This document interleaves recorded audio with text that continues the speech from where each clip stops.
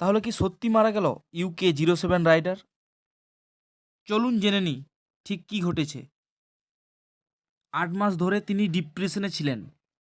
তার কারণে সোশ্যাল মিডিয়াতে কোনো পোস্ট তিনি করেননি। হঠাৎ 9 মার্চ সন্ধ্যা 7:55 বাজে তখন তিনি লাইভে আসেন, কিছু বলেন। Oh, let's go for the final drive.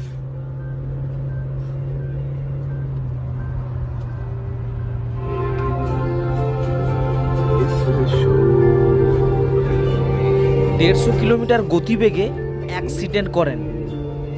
এখন তিনি সুস্থ আছেন। সাবস্ক্রাইব করে বাবু ভাইয়ার জন্য কমেন্টে ভগবানের কাছে প্রার্থনা করুন।